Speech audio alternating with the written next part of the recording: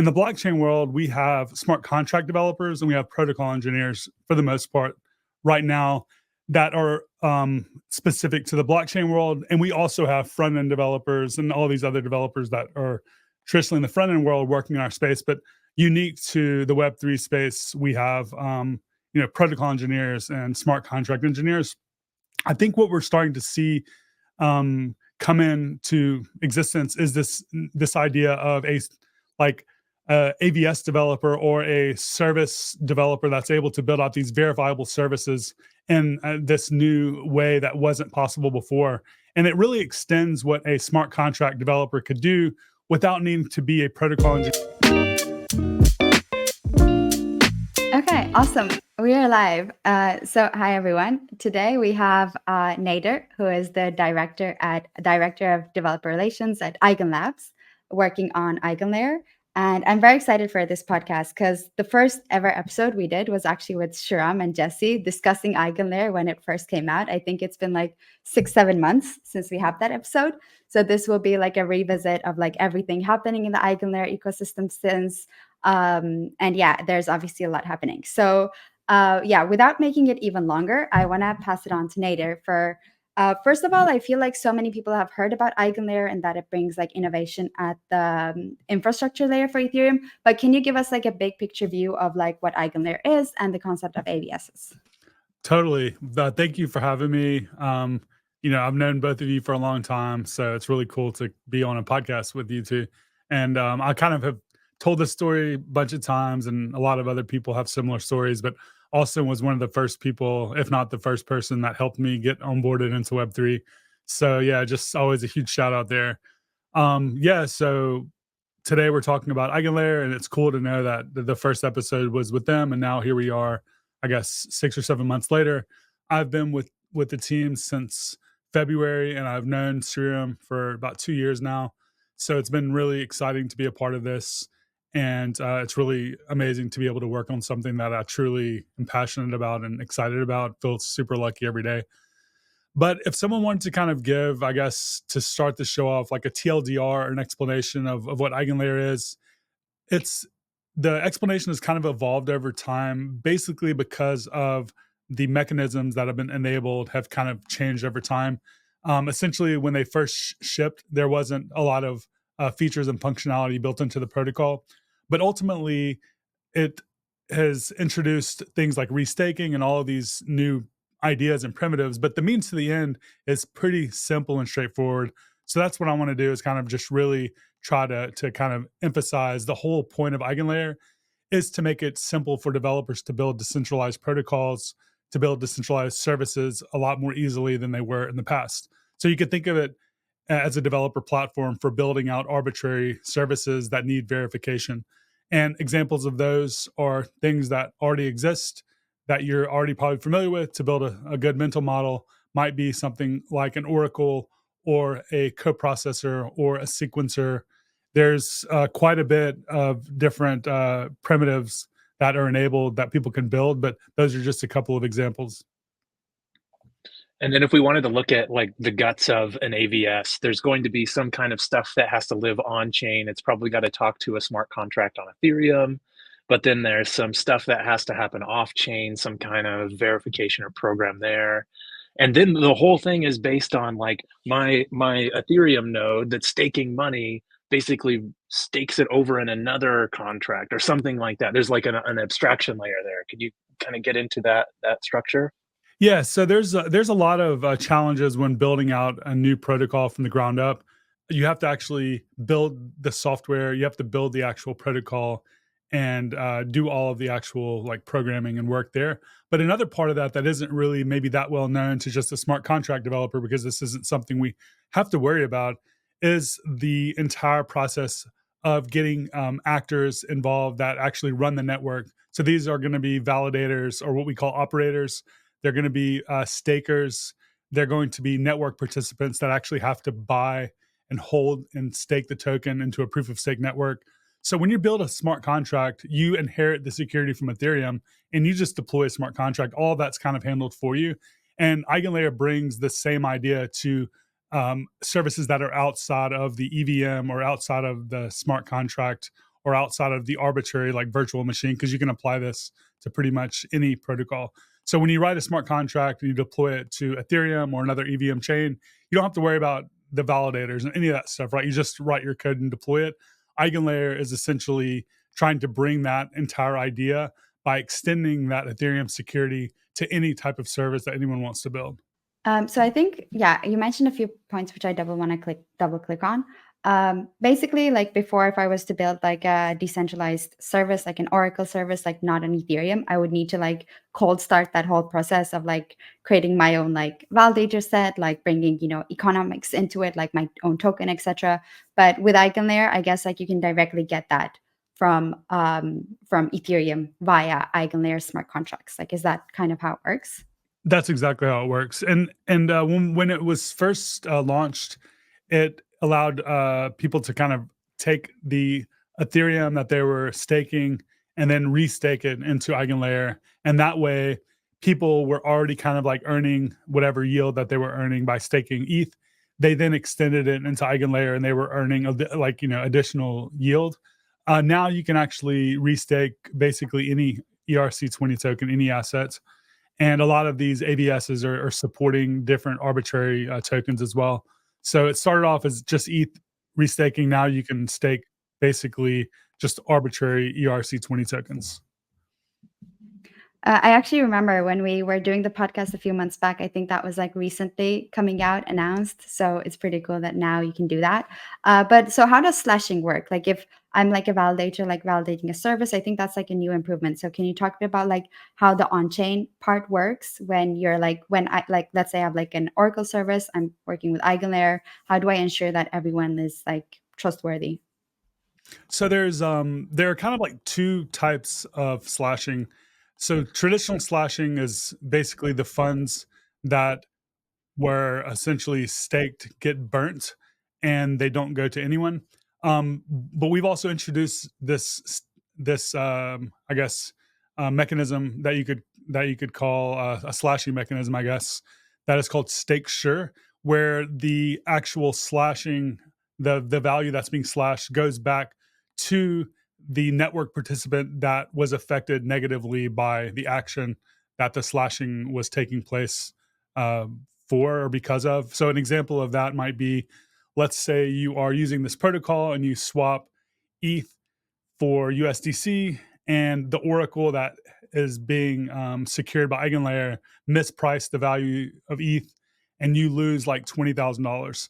The slashing would not be burnt. Instead, with the stake sure, that $20,000 would go to the person affected by the mistake or the malpractice, whatever you would want to call that, at the protocol level. So those are kind of the two types of slashing, and it's kind of up to the AVS to implement. Most, to the best of my knowledge, of the AVSs are going to be doing the stake sure, where you're able to redistribute the slashing. That being said, we've just released, and we're about to release additional information, but we just released maybe a month ago pretty detailed overview of what slashing and the details of that are going to look like on the EigenLayer blog. But in the protocol itself, it's not yet live. So it's not going to be live probably. I can't give an exact timeline, but it'll probably be maybe a month or two before it hits testnet, and then shortly after that, it'll be on mainnet. Awesome. Yeah, you don't want to get slashed. That's a big fear. With my 32 ETH, I'm always worried, like, oh man, don't mess this up. Don't mess this up. So to change gears a little bit, I think a lot about developer growth, and we'll get to DevRel eventually, but I'm thinking about dev growth right now. How do you think about dev? And maybe it plays right into DevRel. I don't know. But Yeah. how do you think about developer growth or growing more developers on your platform? I think it first of all depends on the platform that you're building for, and it's going to really vary based on that. So if you're building just the 100th EVM platform, then your technique is going to look a lot different than something like EigenLayer, which is a completely new platform, because there's a lot of things that you have to worry about doing that are essentially already done for you when you are focused on just a platform where developers can take their skill set and just migrate easily to where you're at. So Number one, I would say it just depends, and you should really tailor your approach and your techniques based on your exact situation. So you can't take completely arbitrary advice from people and apply it and expect it to work. You kind of have to really hopefully understand the product that you're working to grow the platform of, and then create a strategy for that exact.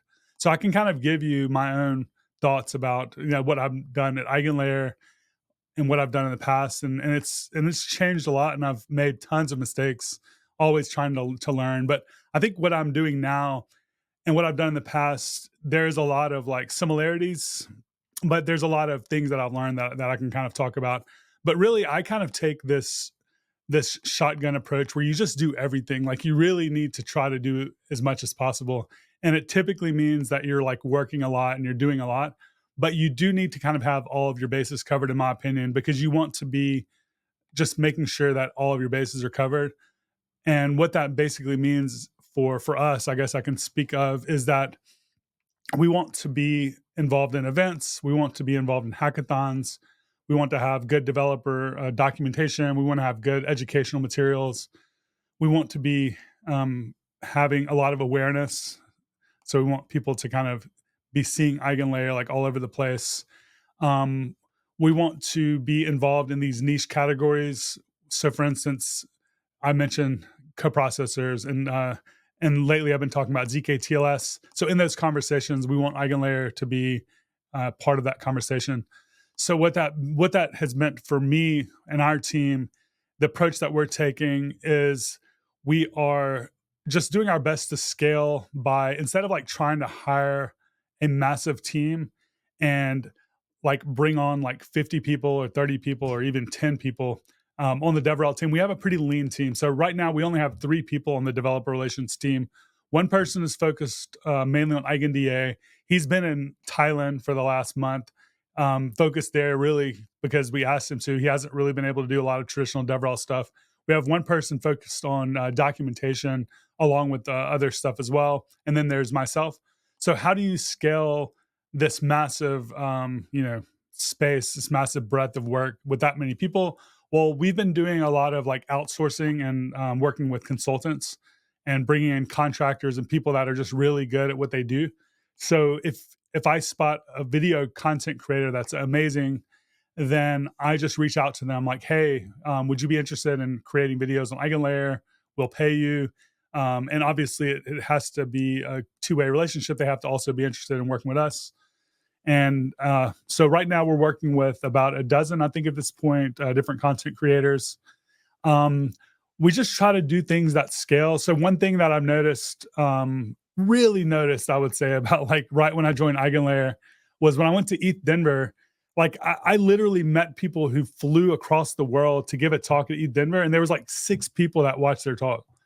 And to me, that was just a massive like realization that so much time, money, effort, like everything is just wasted for things that just don't make sense. So it made me really reevaluate my whole approach to events and spending money within the company and stuff.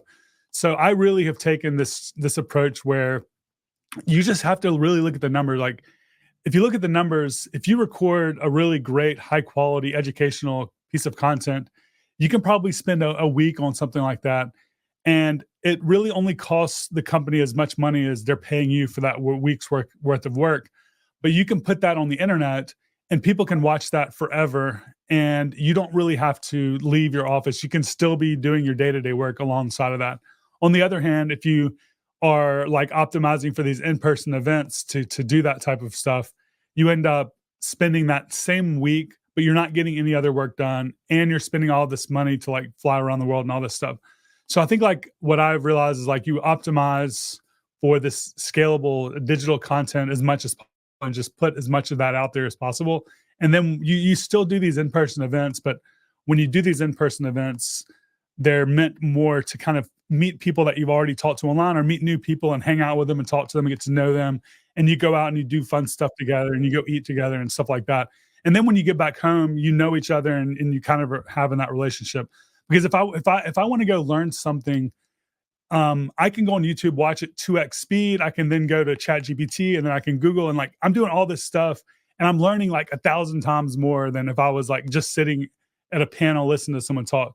So I've come in like to this really, really like, I'm just like almost, I'm not going to say anti in-person educational content, but 99% of it I think is pointless. The 1% that is not pointless is actually super valuable. Like if you went to go watch Murad's talk, maybe in person, that would have been a cool situation. But you didn't even have to, right? You could also still watch that. But it is cool to kind of like experience seeing the people that you look up to giving a talk in person. Maybe they're introducing a new product or an announcement. Those sorts of situations are cool. But I just don't believe in like flying somewhere to like be taught something in a talk.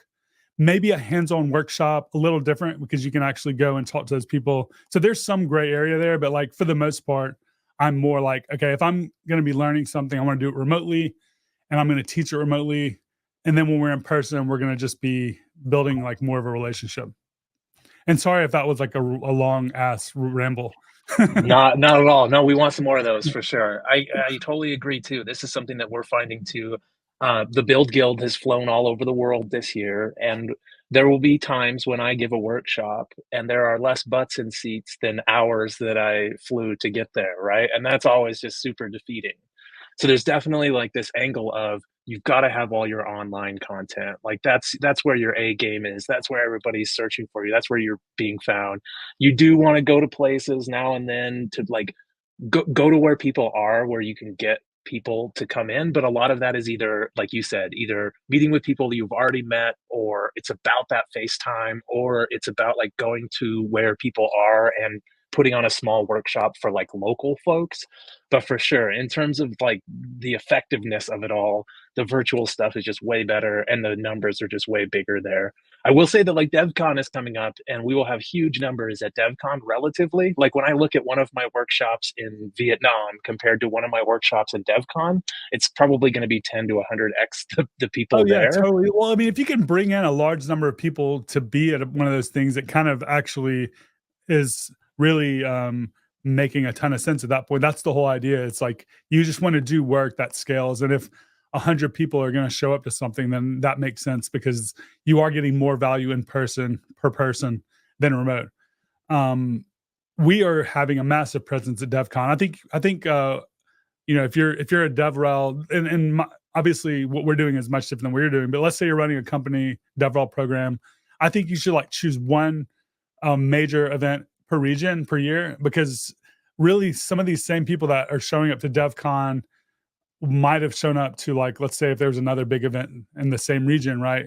You're going to probably see the same people. But if you go to like an event in Denver, you're going to see different people, maybe with some crossover as you would in like DevCon. So one event per region, you end up hitting, most people. And then from there, just depends, I guess. So maybe a spicy take that I've kind of sadly come to is that a lot of the flow of developers is kind of based on price. And when the price goes up, everyone starts talking about it. And our job as DevRel or Dev Growth is to have all the materials ready and to have everything to catch them and keep them. Would you agree with that? Would you say there's some arguments to that? What do you think about that? I think the data supports exactly what you just said. If you look at the data, like you'll literally see a spike in developers when the prices are up. And it's exactly right. So to zoom in on that, then in terms of DevRel strategies, you've told us like virtual way better than in person in terms of the numbers. Uh, when you go talk to like DevRel Uni, what was your advice that you gave them? Like I feel like I'm after like the sixth or seventh one, I've kind of got my playbook down of like the things I pitch for what good DevRel is. What else other than the virtual versus in person? Like what are your other parts of your playbook there? Well, I think going back just slightly to the previous topic, you do need to stay consistent with momentum and doing things regardless of what the market conditions are. And I think if the market conditions affect your mental like state, you should really try to like ask yourself why, and find a place in your career where you can be paid and like have a comfortable life regardless of what that looks like, because then that will allow you to be, I think, more effective, first of all. But going to your next questions, I mean, if I had to really just like distill everything down into just like one piece of advice, it would be a combination of like building in public and continuous learning every day. So every day you try to like build something and then share it, and just do that over and over and over. And what that builds is, it builds your GitHub repository, and it builds your skill set, builds your online presence, it builds your Google ability. Like if someone Googles you, then you're going to have a bunch of stuff out there, and that looks good. Like if you're going to be interviewing somewhere and there are two candidates and you have 100 open source projects, even if they're all just pretty basic, then you're probably going to be preferred over the person that's never done that, maybe, stuff like that. So building in public and daily consistent building and learning is essentially the core to being good in DevRel, or getting opportunities in DevRel. And then maybe if you kind of add one thing that also relates to that, it's just experimentation, consistent experimentation. So one of my pieces of advice was just like hit record, like get the camera set up, get your setup set up, and like quit worrying about being nervous. Like it's almost like writer's block, where you just have to just start writing. But in this case, you have to just like hit record, That's and it good might just be advice. you and the camera, and you just do some stuff. And if you do that over and over again, it starts to really like warm up and be easier, I think. Yeah. What do you say to people that are having a hard time of watching themselves Oh yeah, don't. speak I and like usually don't. listening to Yeah, like themselves? don't go back and watch it. Just like have the mental note and try to. You probably should, right? Like you should probably watch one just to like get the idea. But I definitely like can't. I can't go back and watch myself. I was like, oh, that guy's an idiot. Like immediately, like present me hates past me every time. I don't think I've ever recorded or done anything where I was finished and I was like, man, that was awesome. I want to put this out there right now. It's more like, oh, fuck, I did all that work. Let me just put it out there. And then sometimes it just goes insanely viral. And I cringed at even doing it. And like exactly what you said, don't worry about that. It's always going to feel cringe to you. Yep, totally. And one other point that I think we haven't hit on, that I think is a common thing that I see in a lot of DevRel talks or DevRel strategies, is the like time to hello world. Is that one that resonates with you too? Is that something that you teach a lot? Yeah, absolutely. I think that when you're dealing with the current, it does also, I guess, depend on your product and all of your situation. Because if you're an EVM compatible network, again, it's pretty simple to kind of get people to do that. But if you're a brand new thing someone's learning, then this is especially important. I mean, everyone just has a million things going on. Their attention spans are lower than ever. So the faster you can get them to that adrenaline rush and that mental feeling of accomplishment, is the more successful that you're probably going to be. And then yeah, you just kind of try to optimize towards that. And we're literally going through that process right now at EigenLayer, trying to figure that out. So I have like a few follow-ups on this. And I also I used to watch myself before when I would record, but at this point I just kind of let it be. I've had too many like bad hair days on camera with too many views. So I'm I try to fix as much as I can, but it's done. So I want to talk about so you mentioned like important points on building communities, but I feel like what EigenLayer has done very good is also like building a sticky community, because people come, people go. But like having like so many AVSs, I think it's over 100, like being built, is pretty cool. And I'm curious to learn more about like MegaZu, which I believe like is a collaboration between MegaETH and EigenLayer, EigenLabs, where you bring like builders from all over the world for 1 month in Thailand. So can you talk a bit about that? So I will give credit for MegaZu to Gajesh and a few of the other people at Eigen Foundation, EigenLabs, and the MegaETH team, because they completely came up with this idea and they drove it. And if it wasn't for them, it wouldn't have happened for sure. It didn't really have much to do with me, except that I kind of got brought in towards the end to help organize it and kind of go there and hang out and make sure things are going right. But the idea is essentially it's an experiment. And Zuzulu is something that I haven't ever really been a part of, but everyone I talked to that has gone there is just can't stop talking about it. So that was a really good signal to me that I wanted to kind of be involved in it one day in some way. So when they kind of started talking about MegaZu, it sounded really cool because of the idea that they were talking about in the sense of we're going to bring the top builders in the world to come build, but it's also going to be part of MegaZu. I'm sorry, part of Zuzulu, which Vitalik is essentially, very involved with. So with MegaZu, co-sponsored EigenLayer and Mega ETH, the idea was to bring in teams that are going to be building either on Mega ETH or on EigenLayer or both. And what's turned out is most of these teams are actually building on both. They're building out applications that are smart contracts on Mega ETH, along with like unique functionality enabled by an AVS or something like that. And there was, I don't know how many applications, hundreds. And we were basically going through them, trying to find people that we think would be really great builders.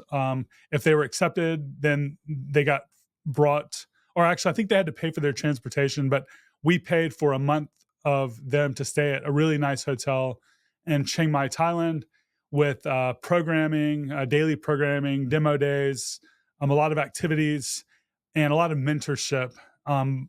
People that are like really smart and specialize in different areas kind of show up and help people build, people collaborate. And it's just turned into something that's been really great.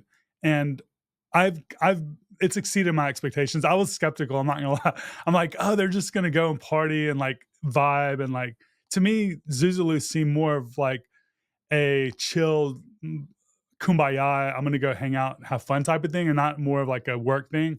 But we've, actually curated the types of people that are there to actually build software and make it a combination of good vibes and building stuff. So I think the last time I checked, there were like 20 new AVSs or 20 AVSs that were coming out of that. And there are a total of like 50 or 60 total like companies or teams or products that are coming out of that. And a lot of them really look promising. So the end result so far, from what I can tell, is that it's been a success. And I am already kind of on board to say, let's do this again a year from now. We'll learn from what we did this year and try to make it better and more efficient. But overall, it's turned out really, really awesome. One of the funnest, coolest things is that the Mega ETH team decided to turn this into a reality TV show. So they brought in like a professional film crew and editors and all this stuff. And they're releasing like clips of what the reality TV show is going to look like daily or every couple of days on the MegaZu Twitter account. But once it's all over with, it'll actually be a full-fledged like reality TV show. And it's pretty damn entertaining, actually. It's awesome. Bring the unlonely vibes back to Ethereum. Yeah, exactly. Okay, yeah. okay. Different. We've kind of gone through the tech. We've kind of gone through DevRel stuff, but I want to think about things from the perspective of a really good developer. So let's say you are a cracked dev. Your GitHub looks great.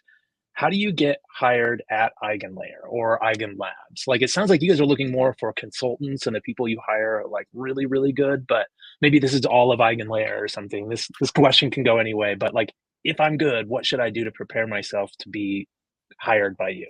For DevRel?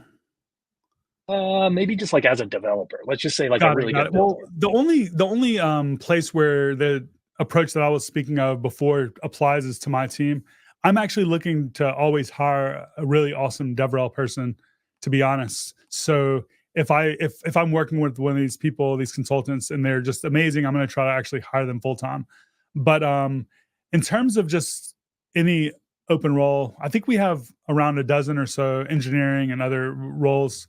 I'm not that involved with the hiring process there, but I know we're always looking for just excellent people, and the bar is pretty high. There's people from incredible backgrounds here and all of that. So I would just say, if you're excited about not only like what you do as a career, but you're also excited about what we're doing, that often turns into a very positive signal that often turns into getting a job, because those people already know a lot about EigenLayer and they probably interview a lot better than someone that might just be, oh, I'm going to try to get a job because they're hiring type of situation. So I would say if you have like some alignment between loving what you do and loving what EigenLayer is doing already, and you're good at your job, then you'll probably have a great shot.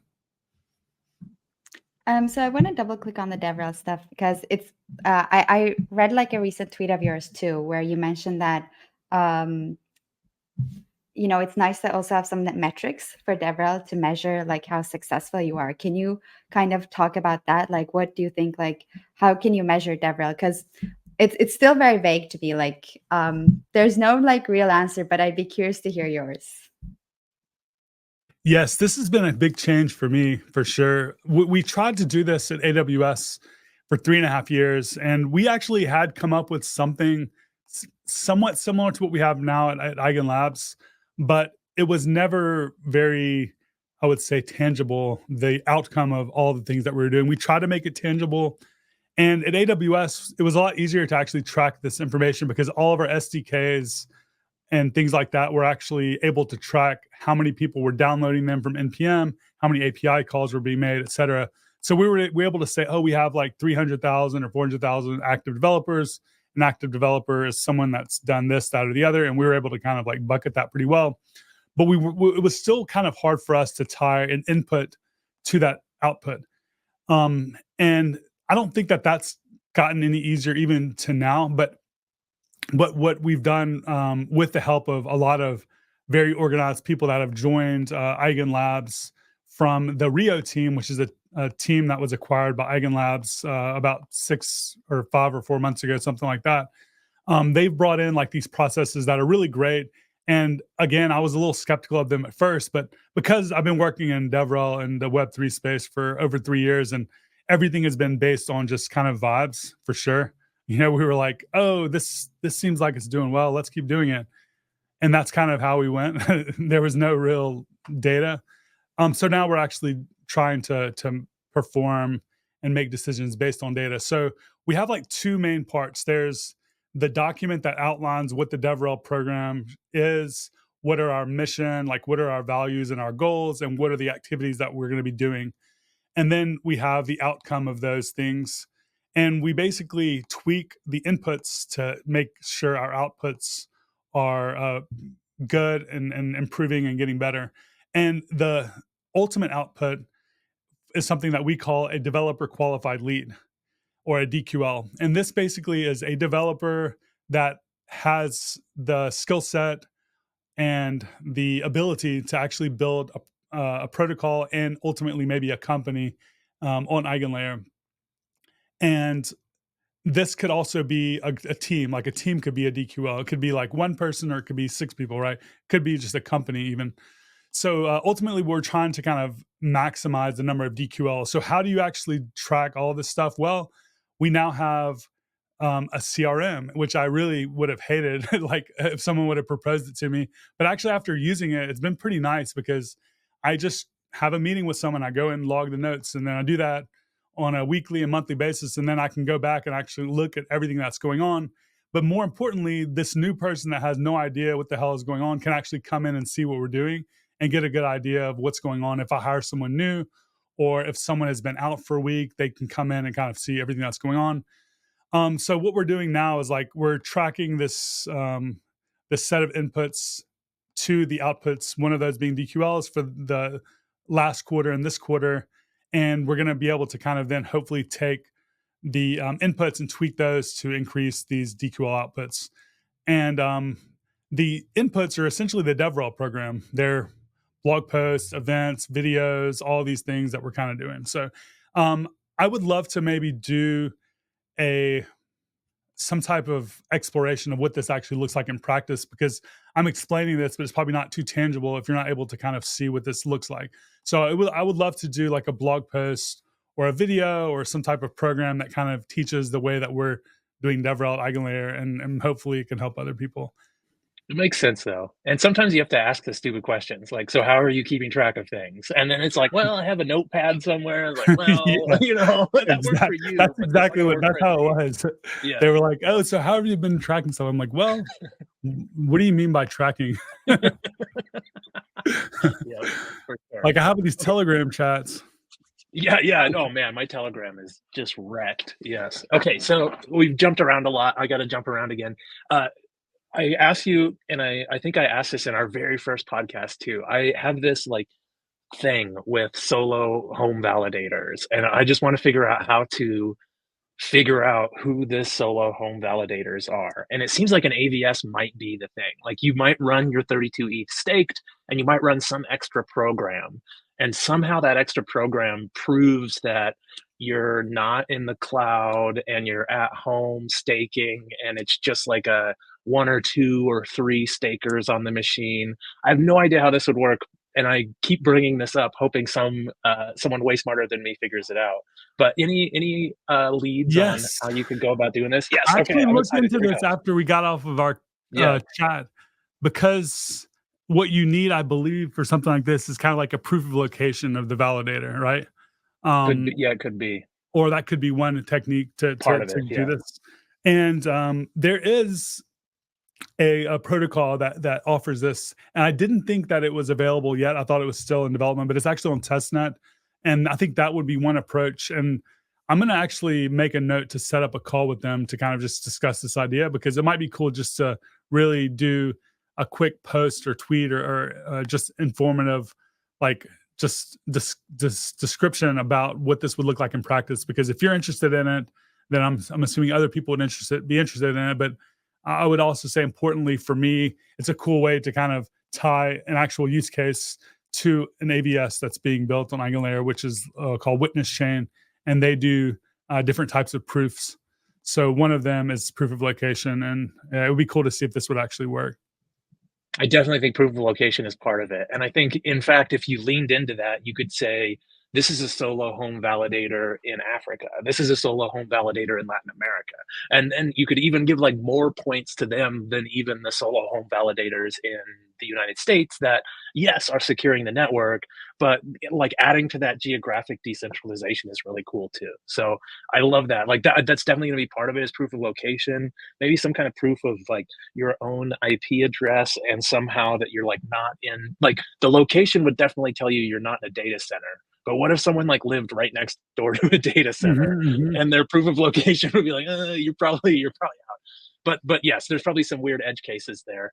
But I think that's super cool, and I think that's a great like step into it. At least like, let's start with location. Let's start with like proof of validator, proof of location, and then maybe we could add some stuff there about like the number of validators you're running or something like that. But I think we're getting very close to having something there for sure. Okay.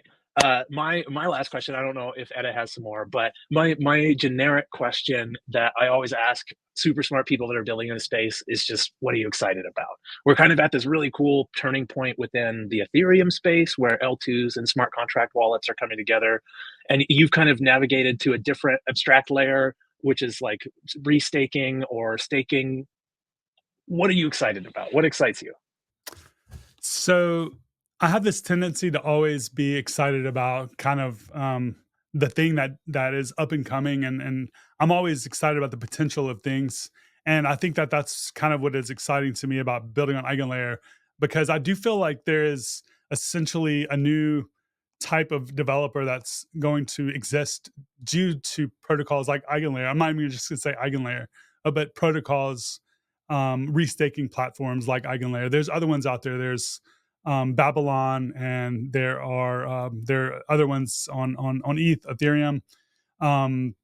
So anyway, the idea of different types of developers is interesting. So you have a backend developer, right? A backend developer is essentially often categorized as someone that builds services. They might write PHP, or they might write JavaScript or Rust. You have a front-end developer, you have a mobile developer, and often these types of developers overlap into being a full stack developer. In the blockchain world, we have smart contract developers and we have protocol engineers for the most part right now that are specific to the blockchain world. And we also have front-end developers and all these other developers that are traditionally in the front-end world working in our space. But unique to the Web3 space, we have protocol engineers and smart contract engineers. I think what we're starting to see come into existence is this idea of a AVS developer or a service developer that's able to build out these verifiable services in this new way that wasn't possible before. And it really extends what a smart contract developer could do without needing to be a protocol engineer, which are often like these, to me, I look at them as like 100x engineers, being able to actually like go into the Geth code base and understand everything that's going on. Like to me, that's just super complicated. I will never be able to say I'm going to be a protocol engineer. I can write a smart contract, I can build a mobile app, I can put all this stuff together, but I can't ever say I would be a protocol engineer. But this abstraction that allows people to build these verifiable services isn't that far away from being a smart contract engineer. A lot of the techniques and skill set that you have as a front end or a back end engineer can be applied to this AVS space actually. So if you're just a regular engineer in the Web 2 world building backend services, you can apply almost all of that knowledge to being an AVS developer. The only overlap is the verification that's coming back into the smart contract, and a little bit of like you'll have to write some Solidity, but it's really not all that much. You can literally focus on this AVS, and I don't really have a word for it yet. I would like to create like a category and try to talk about it a little more, but essentially it would be like an AVS developer. But I think there's a better name for that. But I think that's exciting to me because it unlocks just so much potential for a developer. Because if you're working within the constraints of the EVM, you're kind of have maybe Stockholm syndrome and PTSD from the limitations that it gives to you. And you don't even think, oh, what if I could just emit an event into this service and do all of this crazy computation and bring it back on chain? The idea of doing that is not even something people consider because of how much work it takes to build an entire protocol. But if we make it to where you can just write a few lines of code and everything else is abstracted away, and you can get all that security just like you can from Ethereum, then that opens up just so much design space. Where are we today? Well, it's still fairly complicated to build and launch and deploy an AVS to mainnet, but there are already a half dozen SDKs and services and tooling that are making this like an order of magnitude easier. So Layer is a new tooling that came from the inventor of Cosm Wasm and another Cosmos AG. They just left the Cosmos ecosystem and they said, we're going to build on EigenLayer now. We want to make it really simple to build out AVSs. So they've been working on this new like suite of tools and services called Layer. There's Authentic, who have already launched, I think, like 10 AVSs that make it easier.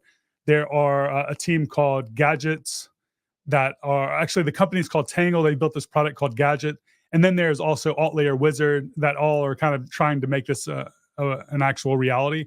So I think the ultimate goal would be, okay, you can write Solidity, but when you're constrained by Solidity, you need to make like an external HTTP call, or you want to do some really crazy computation.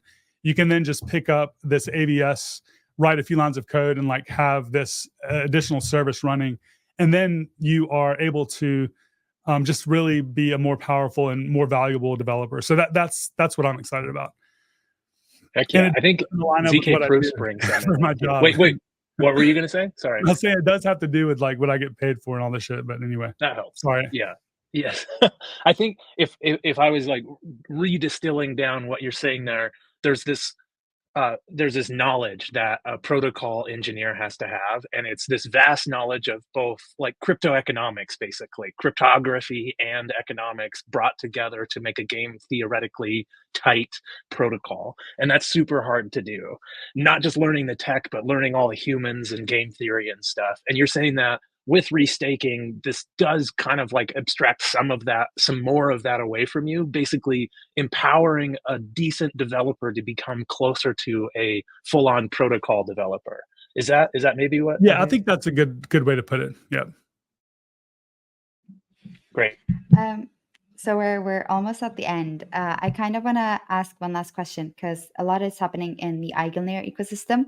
I tried to track some, but I feel like it's a lot to track and there's a lot going on. So where would be like the easiest way to like, if for someone interested, like how can they follow like what's going on in the EigenLayer ecosystem?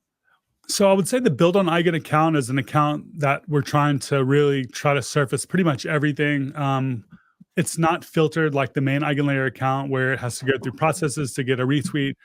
We can pretty much retweet all types of stuff. So we try to just share most of the things that we see happening within the EigenLayer ecosystem from that build on Eigen account. I did a video yesterday that kind of was almost like the daily Gwei, but for EigenLayer. And that did really well. Like so many people have reached out to me and be like, oh shit, I didn't know like this, that, or the other. So what I'm going to start doing is like one of those updates every 2 weeks, maybe every month. And it's going to go on our YouTube. So I think those two might be the best places to kind of get up to date with what's going on. Okay, that's awesome. Yeah, I think we're almost at the end. So I kind of want to give the last words to you, but also like say thank you for coming on today. And actually, you were the first person I DM'd when I was like starting in crypto almost 3 years ago. So it's it's been quite a while. So yeah, I'd just like to like give the last word to you to kind of like say maybe any call to action to anyone listening. And thank you again so much for coming on today. Awesome. Yeah. Thank you for having me again. I think one other thing that I'm kind of interested and excited about, and I've been playing around with AI stuff for a while, but it is cool to kind of see the intersection of AI and crypto start to actually have some legs. And I'm still a little skeptical about a lot of the stuff happening there, but I do think there are actually starting to be some really interesting things happening. So I'm going to be experimenting more there, and I would love to see people trying new things, I guess, at that intersection, either through agents, but also through like verifiable on-chain stuff that comes from the LLM output. So that's my last words, and yeah, that's about it. Awesome. There's so much tips to follow up.